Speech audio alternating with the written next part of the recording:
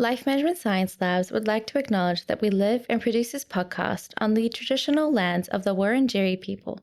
We'd also like to acknowledge the traditional owners of the lands of our listeners and our international colleagues. We'd like to pay our respects to their elders past, present, and emerging.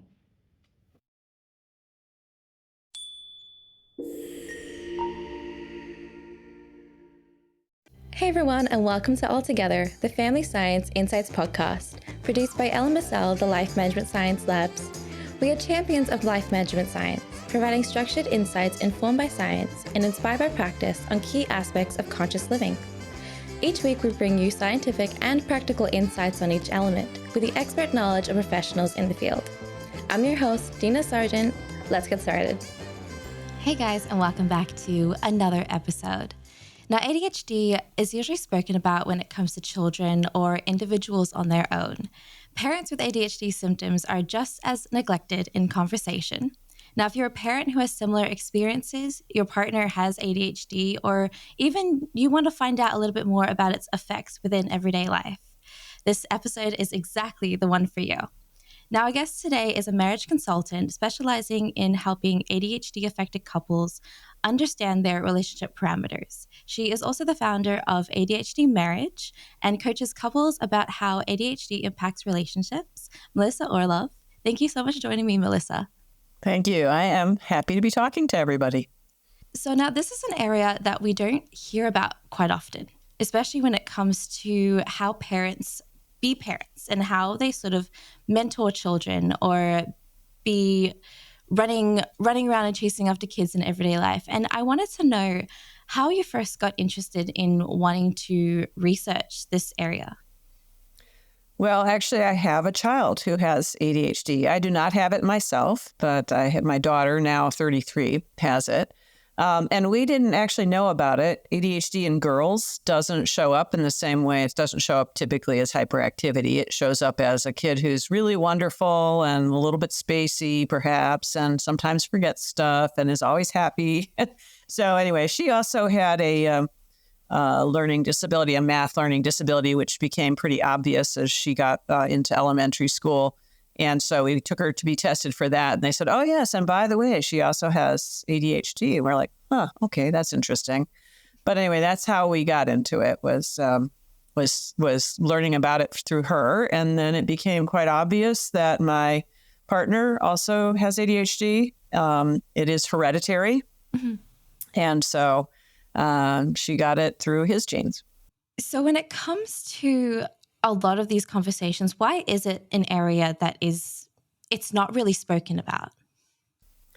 Well, I think people are used to thinking about ADHD as being about hyperactive boys because that's the most obvious. And because schools, at least in the United States, are looking for the ADHD type symptoms now.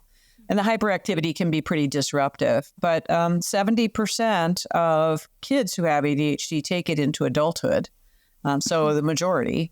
And there's been less information until recently in the U.S., recently being early 2000s, so last 10 years in the U.S. about it. And around the rest of the world, not that much about adult ADHD.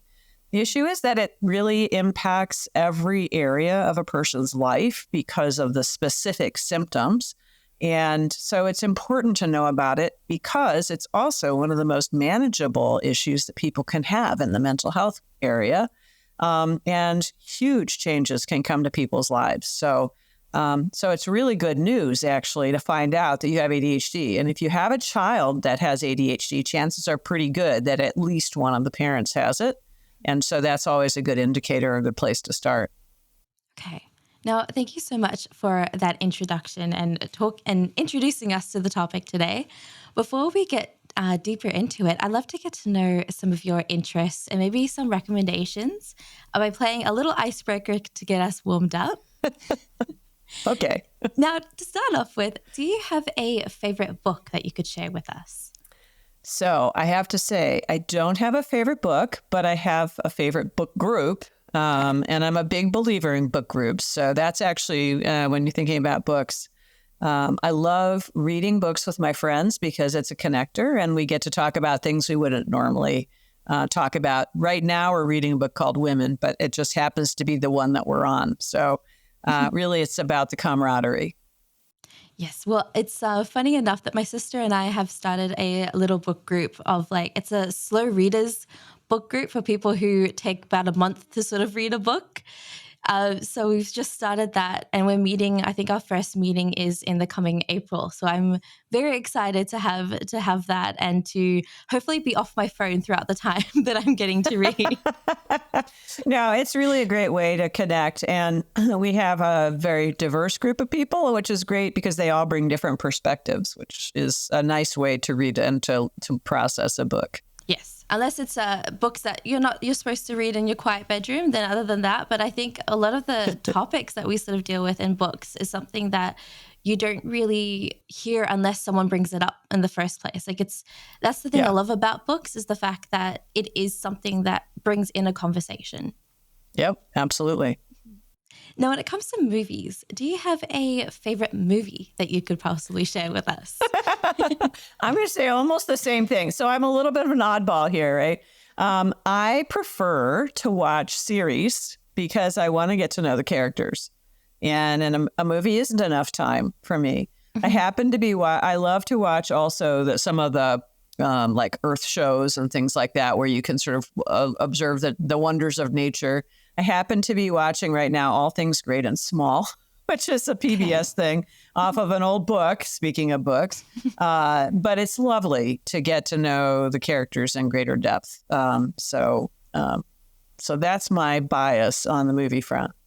Okay, well, that's good. I prefer series, but I feel like if I know that I have to really watch it, then I'll just go to a movie because it's a little bit less time consuming. Like if it's something I just want to hear in the background, I'll go to a movie. But shows, I love what you said about it as well, that you get to really know the characters' personalities and know a lot more about what they the reason that they're there on the screen and why the casting director picked that certain actor to sort of play that as well. It's a huge build up when it comes to between TV series and movies. And I know that's going to be controversial to a lot of people listening. Well, or it could just be why there's an interest in mental health, right? You get to know the psychology and the way the people are, a little bit more in depth. It's great. Yes, exactly. Now, how about a podcast that you are currently listening to? I listened to a couple. I love the Ezra Klein Show, which is a U.S. podcast that is current events, but also really interesting, in-depth thinkers on a huge variety of topics. And so he's very smart. And he asks great questions, and his guests are top in their fields, whatever the field is. And everybody will talk to him because he's quite well known here in the States. Mm-hmm. Oh, that sounds really interesting. And I love the way that I think I've heard of him. I haven't watched the podcast, but I definitely know who he is. And I love the way that he speaks as well. I will say that it's not so loud, it's not so obnoxious, but it's also it makes you want to listen to it even more. It's pretty intense. I mean, not intense in a bad way, but he doesn't shy away from asking the needed questions, which is great. Exactly. Yeah. Now, how about a famous role model? It doesn't have to be famous as well. It can be someone that you find yourself looking up to either professionally or maybe on a personal sense. So one of the people that has had a huge influence in my life is actually Dr. Ned Hallowell, who is one of the top ADHD doctors. He's a psychiatrist in the U.S. He and John Rady are the co-authors of Delivered from Distraction and Driven to Distraction, and many of the classic books about ADHD. And in fact, they introduced ADHD to the American public way back when, and adult ADHD in 2005 with one of their books. And I have learned a great deal from them personally, as well as through their writing. I actually have worked with the two of them, and they're really interesting people, but also they have a way of thinking about and teaching about ADHD where they talk about it as a different way of being in the world. And that compassionate approach, which I also think is quite accurate, has been really influential for me. I love the way that they describe it like that. Sort of it's not a diagnosis. It's not a disease. It's not a mental state. It's like just another way of being, another sort of way, especially with the way that ADHD is now becoming more in others. It's more recognized in others than it sort of used to be, like changing that idea of, oh, it's not a mental health thing. It's not an issue. It's something that's just another way of existing.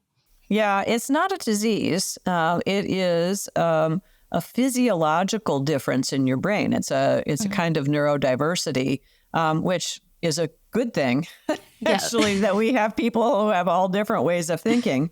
And it can be really very useful for people in certain situations and then not at all useful in others. And so I think thinking about it as a different way of being is a really useful way to think about it. Mm-hmm. Yeah, I love that. I love that phrase because my sister she has a lot of ADHD symptoms, and then there's a lot of things that she's always catching up with herself, being like, okay, I'm rushing to do something. So like the hyperactivity is very intense, and I just always have to, I think there's always that reminder of the fact that there's nothing wrong with her. It's just how she is that sort of sets her apart from everyone else. And changing that mindset is probably one of the biggest things that I think hopefully this podcast is going to do, and hopefully a lot of other conversations on ADHD is going to help a lot of people in changing other people's understanding of what ADHD is. Yeah, exactly. Now, I hope that you're all warmed up to answer even the hard-hitting questions that we have today. There you go. Now, I know that everyone has a very different definition as to what family is and what entails as a family. So either professionally or personally, do you have a definition that you could use to describe what a family would be? Well, I think, first of all, each person gets to define for themselves what they think their family is. For me, it is the people that you love the most. And I think that is both biological in my case, but also broader than that. And I think that family is about community, very, very close community, not just sort of the general community. So it's really the people that you care about the most. And I have always had a strong tradition, actually, of a very strong and well nurtured, deep friendships, as well as my biological family, and I think of them all as my family. Yeah, that's a good way of thinking. I think everyone's definition is to themselves, but the way that society is really moving today, there's a whole lot of idea of chosen family, of people that you pick that are close enough to you that can really just be considered family or family friends or anything like that. Now, with that idea in mind, do you think that that family still holds the same importance as it has done, say, 10, 15 years ago? I think it holds more importance, to be honest with you, at least. And, again, we're in different parts of the world. But there's a lot going on in the U.S. right now, which is sort of tearing at the fabric of the connections between the larger citizenry and even in hometowns and amongst neighbors. And so I think that the communities that we build are really supportive and really, really important. So I don't think there's ever been a time in the last many hundreds of years when family hasn't been important. But right now, at least, it feels as if it's particularly essential. Mm-hmm. No, that is a very good point. It's interesting how I ask like every guest that same question, and a lot of them say it holds less of an importance. For the first time, I've actually heard someone say that it holds more than it has done, because it's an interesting grasp at what family is, especially with what we consider the evolvement of family and how we sort of view the changes. Yeah, I think in the U.S. right at the moment, many of us are feeling kind of embattled. And so it's at those points when your connections with others, the nurturing ones where people have each other's backs and where that people would go to great lengths to support you and love you, that those are even more important. Mm-hmm. Now, a lot of what we're talking about today is looking into how to create a supportive environment, and especially amongst family. When it comes to going through ADHD, what are some of the characteristics that you can hopefully list for us as to what it would mean for a person with ADHD? So ADHD has very specific symptoms. If you've been diagnosed with ADHD, it's highly likely that you have chronic distractibility. You may well have time blindness or difficulty managing your time. You will most likely have emotional dysregulation, though that part of it is not in the diagnostic manuals in the U.S. It is in Europe, but not here. And I don't know about down in Australia. But highly likely that you have that. You may have impulsivity. People who have ADHD tend to live very much in the present moment. So they sometimes don't even remember things that have happened to them in the past, or they easily put them aside. That has some implications for families. What are some of the other? There are a number of different symptoms that you would have. It can be really tough if you think about how elemental those particular characteristics are for somebody in getting through their daily life, particularly the distractibility, and one that I didn't mention, but which is a big deal, which is difficulty planning. Mm-hmm. Now, that can have a lot of implications, a lot of negative effects when it comes to being parents as well. Uh-huh. What are some of the common challenges that parents with ADHD may sort of face when going through a lot of their everyday lives? Well, so you have two different elements. So if ADHD is as heritable as hair color, right? It's very heritable. So chances are good that you have a family where you have both parents and kids who have ADHD. And so the challenges for each of them are a little bit different. For the adults, it's keeping their relationship healthy, which can be a big challenge, particularly if you didn't know you had ADHD for a while. And then also staying steady and calm, even though you yourself may become easily triggered or emotionally dysregulated when your kids are such. Mm-hmm. And kids who have ADHD have some qualities aside from distractibility and impulsivity, and in the case of some number of them, hyperactivity and et cetera. They also, their ability to manage themselves matures later than their peers by about an average of about 3 years. So it's called the executive functions. That's the managerial part of the brain. Mm-hmm. And so if you have a 9-year-old, let's say, who has ADHD, the ability to manage their decision-making capabilities is about on par with a 6-year-old, which, when you're 16 and, in the U.S. at least starting to drive a car, that's problematic and parents expect the child to act at their biological age without necessarily realizing what a challenge that child has and that they're not in control. So parents tend to discipline their children, sometimes critically and harshly, because they're expecting a different kind of behavior than the child is actually capable of. And that becomes a problem, and then doubled by the fact that the parent with ADHD may be easily triggered as well. So staying calm is a big issue for these families. Mm-hmm. Now, when it comes to couples specifically, and I know this is what you sort of talk about a lot in your blog and on your website, how does ADHD in both partners impact the dynamic and day-to-day functioning of a marriage in particular compared to when only one partner goes through ADHD? Yeah, I may have to start in reverse on that. Okay. Which is to say that when we have one partner who has ADHD and one partner who doesn't, typically you'll have a more organized partner who's typically the one who doesn't have ADHD, though that's not always the case. And then you'll have a less organized partner. And the partnership gets out of whack because the more organized partner overfunctions, because the ADHD partner tends, particularly if it was undiagnosed, tends to be less reliable than either one of them would desire. They promise to do a project, for example, and then they forget about it, or they get distracted, or they struggle with planning it and it takes longer than they thought, or whatever the symptom is that's getting in the way. And so the relationships become very imbalanced. And it's a real struggle. What I work with couples with is to bring them back into balance and to help them better understand the ADHD. So if you have two people in their relationship who have ADHD, you still have one, most likely, who is more organized or better able to manage. Maybe that's because there's gender expectation around it, because gender does play a role in some of these dynamics. Maybe because they have been managing or knew about their ADHD longer.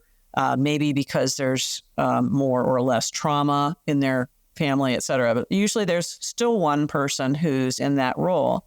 But unfortunately, they also have the ADHD. And so the burdens that are put on that person are even harder than I think than if the person doesn't have ADHD, because they also struggle to plan and stay organized and remember and whatever. And so when you have a dual ADHD couple, then you have, double issues. And so I typically will recommend to those couples to give themselves both the self-compassion and also the space to be able to delegate things and to say that it's okay to have a different kind of family and that you don't have to do things the way everybody else does them, and really kind of learn how to know where their strengths are, because people with ADHD have some very real strengths as well, and figure out how to navigate based on their strengths while also giving themselves a little bit of room and grace because they both have ADHD.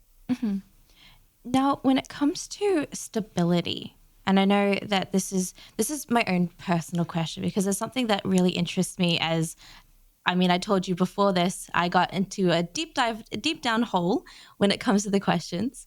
Now, when it comes to that kind of stability within a family, can there be a certain closeness to one parent over the other when it comes to the children? Yeah, I think, that's an interesting question. Because I don't think it has to do with the ADHD specifically. I think that the closeness comes with the parent that is most approachable for those children and who is most available for them. And sometimes that's the ADHD partner, because that partner, is great at getting down on the ground and playing with the kids or whatever. Sometimes the ADHD partner is just the opposite. They are so distractible and so off in their own interests that they're not particularly available. Sometimes the non-ADHD partner feels that they have to be a disciplinarian because their ADHD partner isn't particularly. And sometimes the non-ADHD partner is like, nope, gotta love these kids to death because I am the glue of the family. So it really isn't related to whether or not you have ADHD. It's related to how engaged you are with your children and how loving and caring and positive you are with your children versus disciplinarian. Because if you think back to that 3-year shift in terms of the executive functioning, kids with ADHD get a ton of criticism, and they really need a safe space at home where they know that they're going to be appreciated and loved, and that they are, they can work through some of this stuff with a parent who is compassionate towards them, versus fearing that they're always going to get in trouble with parents as well as everybody else, their teachers and their coaches and everybody else at school. Now, one area I think a lot when it comes to families is communication. And communication is pretty much the key to making a family really work in a positive way. How can parents sort of have that conversation with their children about ADHD and about the parents going through ADHD in a way that a child can sort of take it and allow that safe and supportive understanding? You're asking very complicated questions here. I did tell you. I did warn you. So first of all, the parents have to be able to talk to each other about it, right? And the parents are the sort of foundation, the building blocks of the family. And so when you have a family that's struggling or kids that are struggling, one of the things that's really important is that the parents are getting their own relationship in order, which can be challenging. It's not that easy. So that work needs to be done. As far as talking to the children about the parents' ADHD, I think the best way to do that, quite frankly, is to be a great role model and to demonstrate, if you are the partner who has the ADHD, that what it takes is to acknowledge the ADHD, to own it, to know that you're not always going to be perfect, and to put the structures in place that a person with ADHD needs to be able to really thrive. You work from your strengths. You think, and there are all sorts of ways. I mean, I could go on this topic for 15 minutes, but so for the kids, I really think it's about being a good role model around ADHD. For the partner, the adult partner who doesn't have ADHD, then I think the role modeling is about how to be compassionate and flexible and understanding, how to work with the ADHD partner and also with the ADHD kids in terms of setting up these structures, these ways of doing things. And when I talk about structures, it can be something as simple as hanging a rack near the door when you come in to hang your car keys on so that you don't lose them all over your house, which is actually pretty common for people who have ADHD. Yeah. And it can be something as complex as a family calendaring system that you coordinate with each other every morning to make sure that everybody knows what they're doing that day, and you put reminders into a system so that you don't forget to do it, and negotiate all of that together, and much more. So it's all the ways that you make your life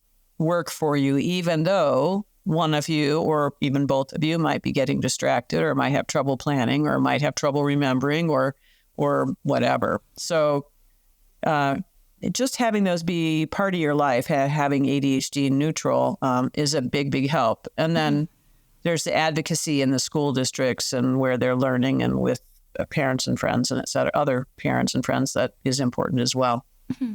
So structure is very important when it comes to having that family support and making sure that there's a safe space. There's a space where everyone feels like they sort of have that control within the family.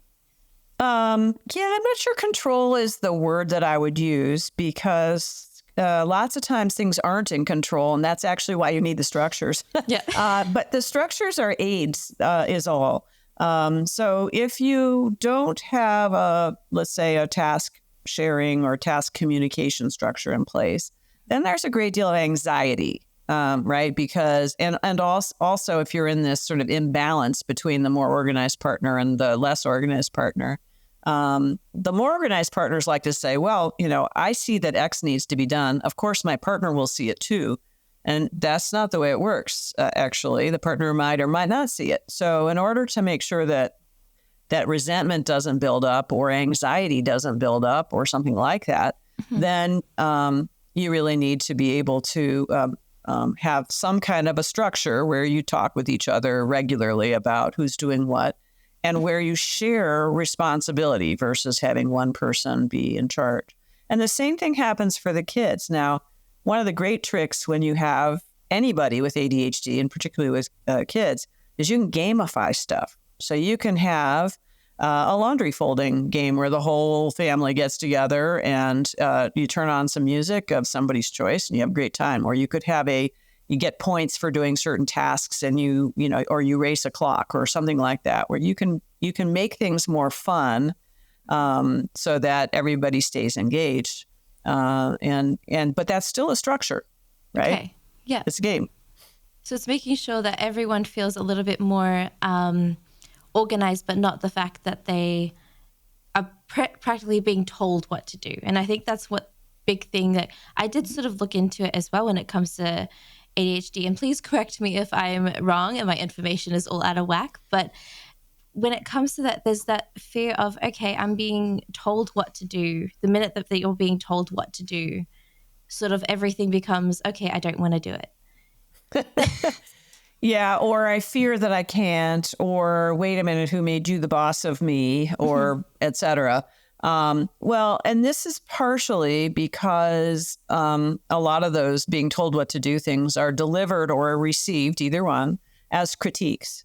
One of the very scary, I think, statistics that one of the more famous ADHD doctors in the U.S. is suggesting is that children in the U.S., children under the age of 12 get about 20,000 incremental critiques than their peers, which is a ginormous number.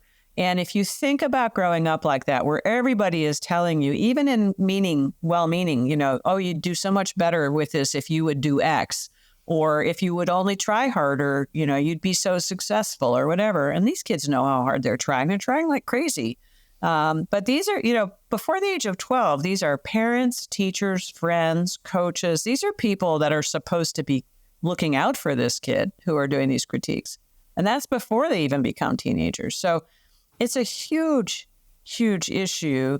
And so if you grow up in that environment and somebody's telling you what to do yet again and critiquing you yet again, of course you're like, oh, I don't want to deal with this. It's going to be painful. It's going to feel bad. So how can parents with ADHD, or maybe even parents of the children who have ADHD, how can they work together to develop those coping mechanisms and maybe some strategies that sort of benefit the entire family?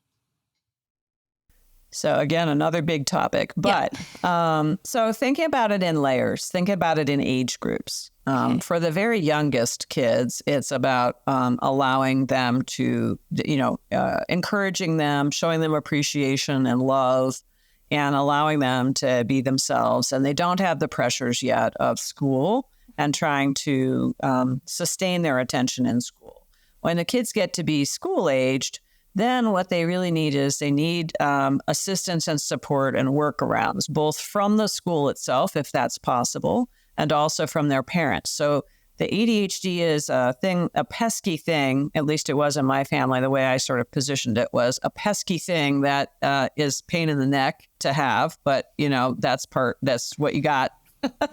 And so let's figure out how to get around it and tame it a little bit. And that included everything from systems of gathering homework, sitting forward in the classroom so the teacher was more connected to you and you were less likely to get distracted, to ways to write papers where you put one idea per note card, and then you can physically move the note cards around so you can more easily organize those ideas in clusters or groups of thoughts so that you can write your papers, to taking medications to help with focus, all sorts of stuff, and role playing. Like my daughter's math learning disability, kids would say to her in fourth grade, "Why are you so stupid? Why can't you multiply 5 times 4?" And she learned to say, my brain doesn't do that very well, but it does other stuff great. I'll do a drawing contest with you. So all those kinds of things. And then when the kids get older, it's giving them the things that they need to be able to function on their own. So one of the mistakes that parents of teenagers with ADHD make is that they don't give them the self agency to be able to lead their own lives.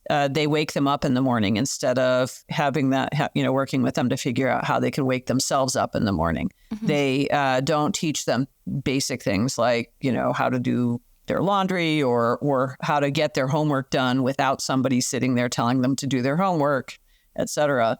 And then these kids go out into the world and they don't have the basic skills that they need to get to their jobs on time or get to their classes on time or to finish their homework instead of going to the party and et cetera. Mm-hmm. One of the things that ADHD is about is you can think of it as having a reward-focused brain. The neurochemistry of the ADHD brain is that it has low dopamine, which is a neurochemical, and that dopamine happens to be in both the attention system and the reward system. Okay. And so low levels of dopamine means variations in attention and typically reward-seeking brain. So looking for the thing that's fun, interesting, new, urgent, Those are all reward things. That does not mean studying for tests. Typically, it doesn't mean saving for retirement. There's all sorts of things that don't fit in the rewarding category that are harder to do if you have ADHD. It's sort of innately harder. Okay. And that's one of the biggest things I think that's happened in my family, and way that I think we sort of all realize the fact that this is not a normal way of doing stuff. And I think that's sort of had the realization to my sister and my dad going through ADHD and having those symptoms, is the fact that no one eats at the time that you're supposed to eat. Like, no one is just, mealtime is probably one of the hardest for all of us. I know my sister, her mealtime, her breakfast usually starts at probably 2:00 in the afternoon. And then that's where her mealtime is just sort of concise around. And then my dad is doing the same thing, where he's not eating it. And I think we sort of all realize the fact that there's a huge gap in structure and time structure and when to do things. It was a huge realization for the family, because it all made sense once we got the official diagnosis. Yeah. Well, and not only that, but I hear that all the time. Like, wow, all this stuff makes sense now. People with ADHD tend, almost universally, not completely, to have late biological clocks. They're night owls. They don't get up early in the morning easily. And they also don't go to sleep early in the evening easily as well. Those two things are related, but it's a biological clock thing. It makes sense. And then you look back at your life and you go, wow, if I had known this before, and they fill in the blanks about all the things they might have been able to do. One of the great things about finding out about ADHD, no matter when you find out about it, is you can change a lot of stuff in your life. I don't know if this has happened in your family, but for people who start to manage it effectively, they can become much more effective, get better grades in school. They can do better at work. They can do better in their relationships. They can follow up on what they want to follow up on. They can stay focused on their partner when their partner wants affection and love. All sorts of stuff that was much harder to do before they really came to terms with the idea that they had ADHD. It is really, truly a good news diagnosis. If nothing else, just for people to understand you and not think that, well, okay, my partner is really distracted from me, therefore my partner doesn't love me, or my parents distracted from me. Actually a teenager probably thinks that's good, but nonetheless, it is still really helpful to understand. If you're a parent and your 9-year-old is behaving like a 6-year-old, understanding that that's because that's the way their brain develops because they have ADHD helps you have a great deal more compassion for that child, rather than thinking that the child is just wanting to be ill-behaved or is throwing a tantrum or something. If they're throwing a tantrum, it might be because they can't help it. Their brain went into that high emotional place that ADHD brains sometimes go to. And this ties us really well into the next section of the show, which is practice and habit. So this is some practices that you would recommend or that you have done within your family as well. So what is a practice that you would recommend for parents with ADHD who may be feeling overwhelmed or discouraged during their parenting role? Well, a whole bunch of different things that I would recommend. I think the first thing is to get educated. And I can tell you a little bit more about some of the best resources for that. But getting to know ADHD can help everybody in the family. So if both parents get educated about it, that can be really useful, both for them as partners and also for them as parents. The second thing that I think is a really good daily kind of a practice, there are two of them actually. One is deep breathing. The kind of breathing where you breathe in a long sort of inhale, you hold it at the top, you exhale it over a certain number of things. This is a good tool that parents can use for themselves when they need to sort of reset, and also that they can teach their children as something like you would do with your child. You can do this for kids who are relatively young, sort of 5-year-olds, whatever. Say, hey, let's go sit down and breathe somewhere. And a child that seems to be dysregulated may be willing to go to a space like a room or a dark space or something like that, and deep breathe with you. And that breathing resets your nervous system from the agitated state to a more relaxed state. So both for adults and for kids, it's a really good tool. The third tool, which I also think is really useful, is a daily appreciation and affection ritual of some sort. As kids get older, teenagers or whatever, it can be harder, but I still think that it needs to be there. And this is also between adults. So there's a lot of focus in these families on what's not getting done, what tasks need to be done, whether the schoolwork is good enough, all of that stuff. And that takes your focus away from just telling each other how much you love each other, what you appreciate about them. And again, for everybody, and particularly for people who have ADHD, hearing what they did right and hearing how much somebody loves them is critical for their connection and for who they are and feeling good about themselves. So if you have a child, even if they've been, throwing a tantrum or doing something else, you can at some point in the day say, "What I really liked this thing about you," or "this thing that you did." And that should happen every single day with every member of the family. Okay. That is it. It seems like that's such a great way of creating that level of communication and that level of sympathy that I think a lot of parents and teenagers and children sort of have that difficulty with sort of allowing themselves to communicate the positives that they're sort of feeling. And I think when we go through, like I know from my own family, when we're going through a whole lot of difficulty, there's that aspect of, okay, everyone else is really focused on the negative parts that we're sort of going through as well. If there's a level of emotion that we're having that's negative, they're the ones noticing. And I think we sort of forget as a family the fact that that's very a momentary kind of negative feeling, but that positives really impact that.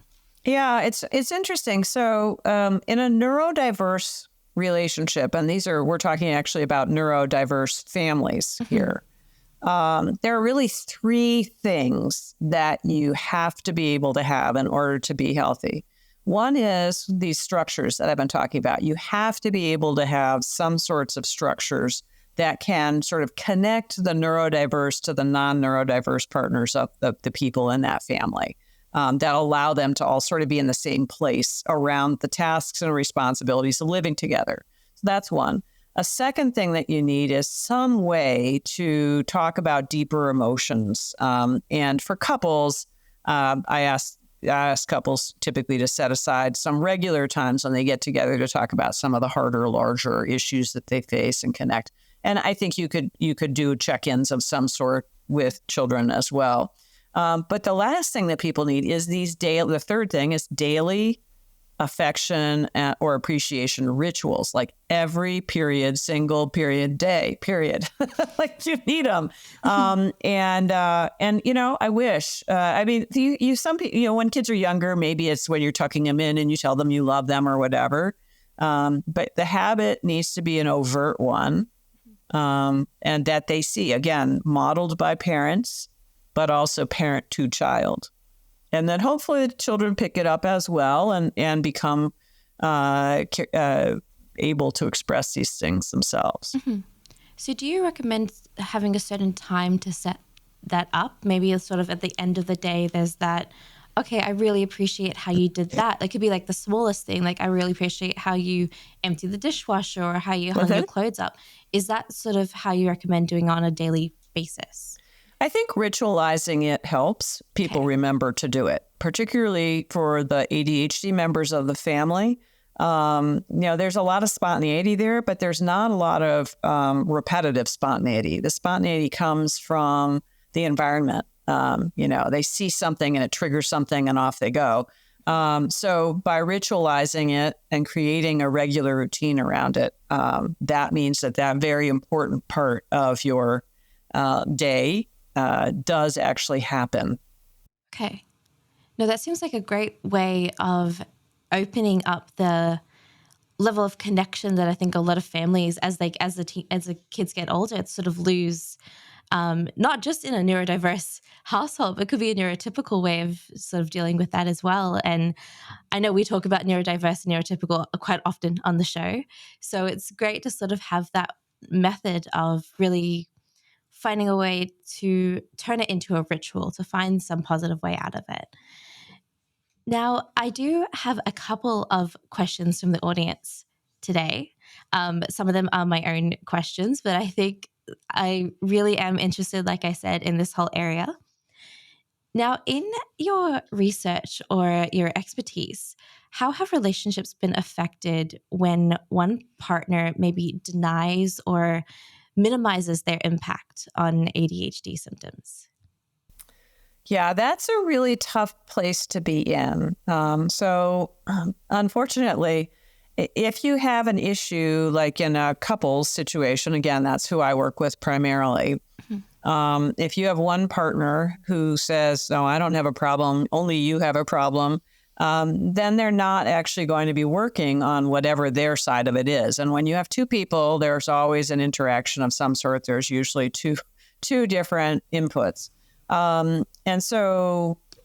like to tell people it's not ADHD that causes divorce. It's actually denial that causes divorce. If either partner, doesn't matter whether that person has ADHD or not, says, yeah, I get we're struggling, but I'm not going to do anything about my side, that's problematic because that means that at least half the stuff isn't getting changed. And typically the person who is in that denial place is contributing quite a lot. They're not willing to look at themselves and say, oh, what could I do better? They're really dug in. And so it's really, really problematic. So I try really hard to educate people about why it's important to get out of thinking that your actions don't matter and that blaming your partner is a better path. It's never a better path. Mm-hmm. And that's why I really wanted to know that question, because when you talk about it and you sort of have that assumption that they know and that they're aware of their own triggers and they're aware of their own way of dealing with situations. But there's that instances where they just don't really want to recognize. And I know that I have a couple of my friends whose partners really don't want to hear about it because it's not a culturally spoken about thing. It's not like, okay, I have ADHD during this culture. It's not something that you really talk about in a community. Well, and this is why my work, I think, actually has helped so many people. I wrote a book way back when that included a lot of stories from a lot of different people. And it turns out that the patterns that ADHD encourages in adult partnerships are extremely predictable because they are based in the presence of the symptoms and then the things that the symptoms encourage. And so what happens then is that you get really reliable, describable patterns between partners. And so if people hear those patterns, they go, wow, how did she know that? How did she describe, how is she able to describe that? Well, it's because these things are so common. So the good news is that because they're common, they're also you can take the specific ways to address it and apply those to your relationship because you have exactly the same problem that I've had, that everybody else had, and so there's a path out. But it often will help people just to hear the descriptions of it so that they can look at it, relate to it. It's not theoretical. It's not a blame thing. It's like, okay, so if you have this particular type of chore war dynamic going on in your relationship, or you have this parent-child dynamic going on in your relationship, and that's parent-child in between the adults, not between the parents and the actual kids. I totally recognize that. Yeah, my partner does try to control what I do. Oh, yeah, I do actually forget to do stuff. Oh, wait. Then it becomes a lot more obvious. If after all of that, you're still in denial and you're still saying, no, I do that stuff, but it still doesn't matter, that's going to be pretty hard to get you to change course. I would certainly be willing to try, and I do. I have courses and stuff that I teach that help people come to terms with this. It's hard. It's scary. Like, what happens if my partner says I'm a problem? If I admit that, am I the reason we're struggling? That doesn't sound right to me. Like that I'm the only reason. Yeah. And if so, what's my partner going to do? Are they going to divorce me? I mean, maybe I just shouldn't deal with this at all. And it's scary to be approached as somebody who might be contributing to your problems. Mm-hmm. And I think the confronting it as well is a pretty big thing, knowing that you're the really one that's making it a little bit harder, or you're the one that's not really wanting to communicate. And the reason why, like, I know there's people who really want to communicate but have no way of actually opening up the lines of communication within, making it available for themselves to really want to accept and have that closed mindset quite often. And it becomes like a really difficult conversation to have where one person feels like they're talking to a wall, for instance. Yeah. Well, there are all sorts of reasons. I'm going to talk about the ADHD partner for a moment here, because I think that's the partner that a lot of people don't really understand all that well. Mm-hmm. So there are lots of reasons why, if you're talking to somebody with ADHD, they might not be responding right away. One is emotional flooding. Where you say something to them that you don't think is all that critical or whatever, but you just think is like, hey, statement of fact, you didn't do X. And they hear it as another critique, and it triggers all these critiques that they've gone through. And it feels very emotionally difficult to them. They feel a great deal of shame or embarrassment, perhaps. I mean, I'm not talking about everybody, but that this is a pretty common case. And they become flooded, and their brain goes to, oh my gosh, I've disappointed my partner again. I don't know what to do about that. I didn't fix it last time. I might not be able to fix it this time. There's all this stuff that goes on. And so they get kind of paralyzed. That's one reason. Another reason might be that they really want to respond to you, but because there's all this stuff, so the ADHD brain has a lot of stuff going around in it all the time. It's a very energetic, not particularly hierarchically organized brain. And so, for many people. And so they really want to respond to you, and they know the topic is really important, but they need a moment to gather their thoughts into a coherent response. And so they're quiet while they're trying to do that. But the other partner doesn't know that, right? So they think they didn't hear, they didn't understand, they don't agree, they're angry, whatever it is. And so then they jump back into it. Well, then that provides more input, and then the person has to wait. And so there are other reasons that maybe they don't agree, but they also don't want to get into conflict, because conflict is very painful for them, because they've had so much of it, or because generally for men, it can be very difficult to be in conflict with their intimate partners or whatever. So many reasons why the conversations are hard to get going, and others, not just the ones I've talked about. So communication can be difficult, and building trust is important. But I would say it is never one person. So one of the great characteristics, great being large characteristics or common characteristics of these relationships, is that it's about symptoms and responses to those symptoms, and then responses to those responses. And that series of events takes both people. And the responses are very important. How you respond to the presence of an ADHD symptom can make the difference between whether or not you can, as a family, deal with it in a healthy way or an unhealthy way. And so it's never just one person. I mean, I rarely use the words never and always, because they're like big hot spots in the mental health world. That's just like, no, you don't do that. But actually, it's never just one person. So not when it's a simple ADHD. I mean, somebody can be a sociopath or something else. That's a completely different thing. Yeah. No, I love the way that we're sort of changing that area as well. Like I know that typically people don't say never. I've sort of heard that with a lot of guests who come onto the show and say never. Never is something that we don't use. But it's nice to hear that there's always going to be multiple reasons for something. There's always going to be multiple instances where it could be a lack of communication on both sides. And I think we as couples as well, there's a whole lot of idea of, okay, it's never my fault, it's always the other person's fault. It's never my fault, it's always the other person's fault. And I'm glad that we're sort of looking into that today. And I'm glad I sort of opened that conversation, because I think it's not something that that we really open up to when it comes to the other person sort of not admitting to the fact that it is partly their fault. There is that lack of communication.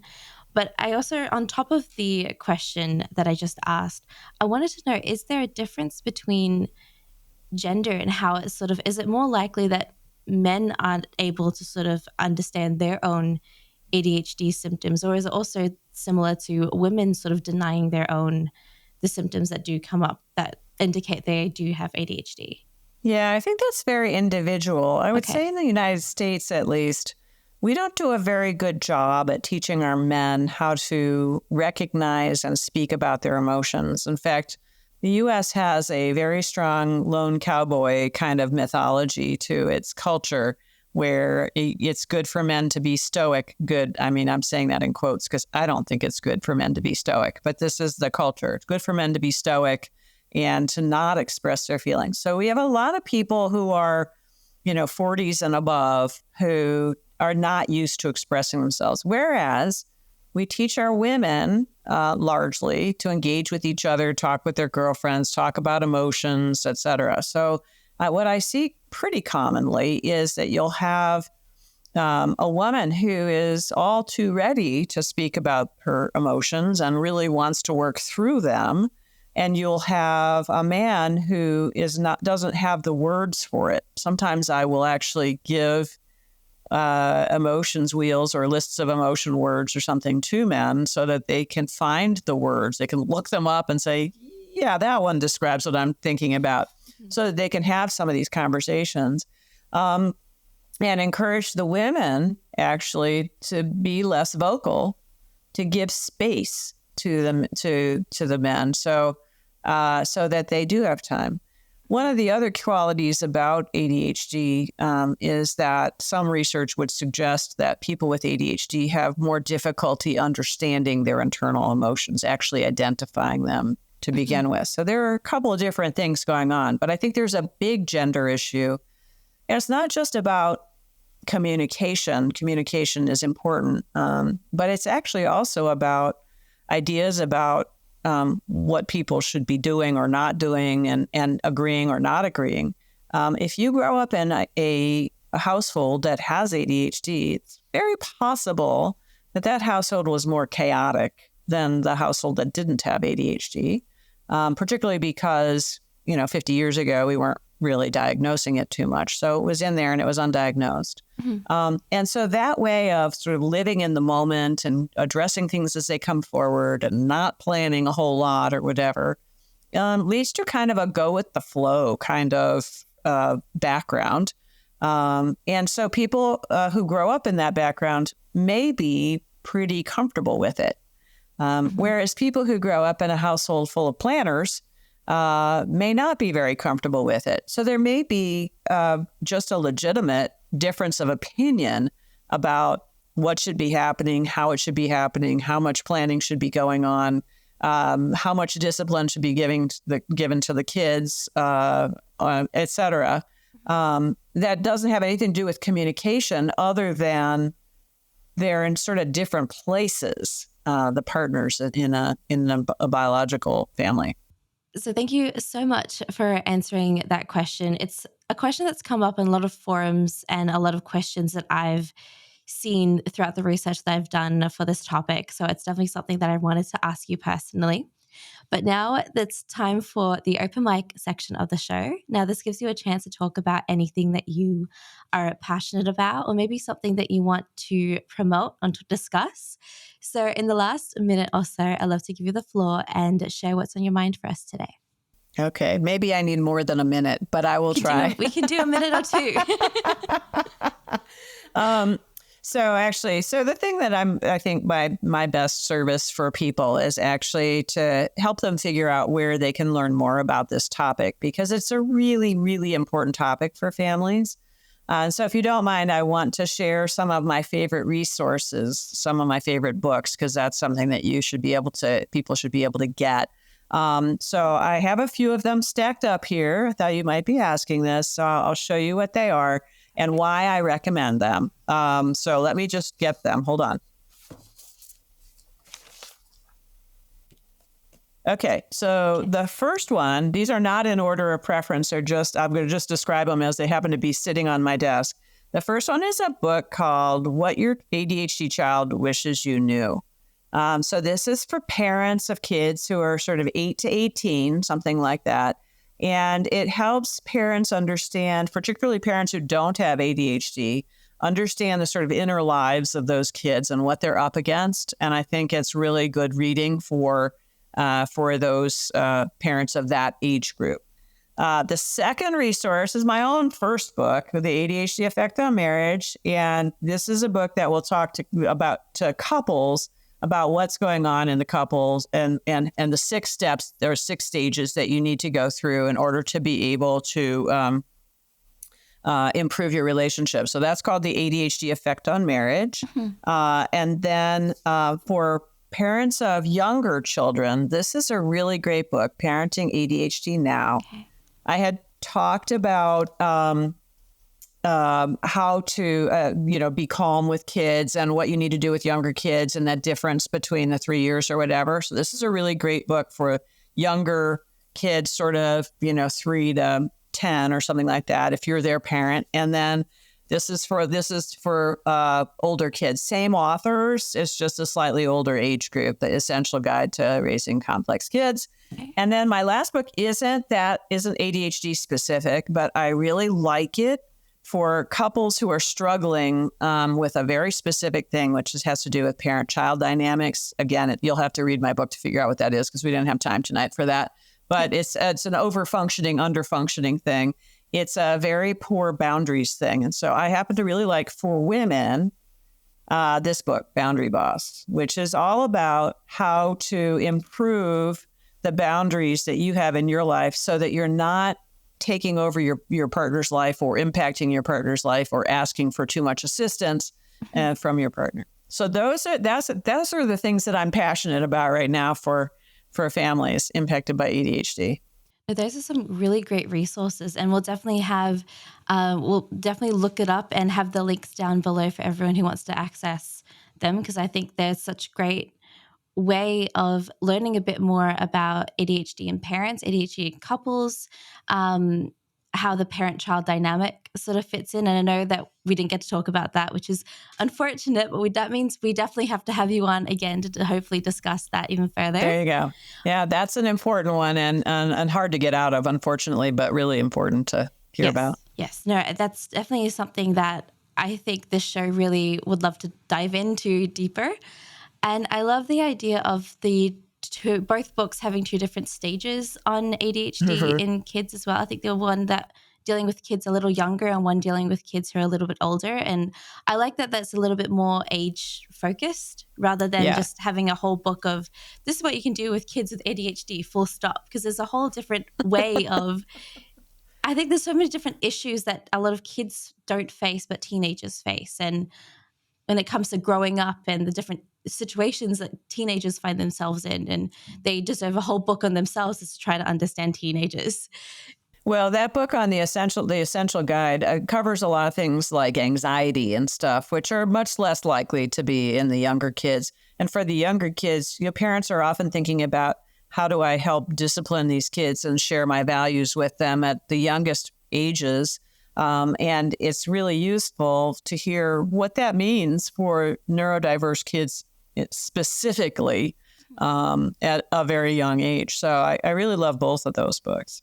Yeah, they sound like great resources. And yet again, we'll have them down in the link in the description box below for everyone who wants to find out a little bit more. Now, speaking of links, if our audience would like to get to know you a little bit more or find out a little bit more about your work, is there a place that I can send them to? Yes, absolutely. Send them to my website, which is ADHDmarriage.com. And I actually have a lot of resources there. So my specific focus is couples impacted by adult ADHD. And so I have a seminar for couples that is very good, very helpful for them figuring out what's going on between them to help them smooth out their relationship. And I also have support groups, and I have a consulting group for couples who want to work with a professional that's trained in this area, which is actually pretty important that the person be trained. And books and a blog and all sorts of stuff. It's very meaty. So you can find me, and you can also contact me through the contact form at ADHDmarriage.com. Yeah. While I was researching, a lot of my research came from your website, so that was very helpful. And I wanted to know, are the seminars virtual or are they face-to-face mainly? They're virtual, Okay. but they come in two formats. At the moment, they come in two formats. One is with me by Zoom, like we're doing here, and the other is self-study. Essentially, it's a download of a previous live one that I gave. So you can do it at any time if you want to. Okay, that's perfect. Well, thank you so much, Melissa, for joining me on the show today. It was amazing talking about this and discovering a whole other variant of ADHD that I think we don't really get to discuss. And it was great sort of looking into the dynamics of how couples work, because not only are they intricate, plus with the ADHD side to it, they're even more specific as to how to sort of deal with situations. So thank you so much for joining me and clarifying a lot of the misconceptions, a lot of the definitions as well that we got to define today. Well, thank you for asking good questions. I appreciate it. I'm glad that I got good questions this time to really ask, because there are some moments where I was hit and miss with some of those questions, but I'm glad that they were hard hitting enough for you to be able to answer them. Now, I hope you guys learned as much as I did when it comes to this area. I'll see you all in the next episode. You've been listening to All Together, the Family Science Insights podcast, produced by the Family Science Labs, a division of LMSL, the Life Management Science Labs. More episodes are available from 10 life management perspectives and can be found by searching LMSL on Apple Podcasts, Google Podcasts, Spotify, and other podcasting apps available on your devices. If you enjoyed this episode, please consider rating our show, sharing it, and subscribing to our channel, as it helps other people find it so that we can grow and bring you more quality resources. More of our work can be found on our website at fa.lmsl.net, where you can join our movement. I'm Dina Sargent. Thanks for tuning in.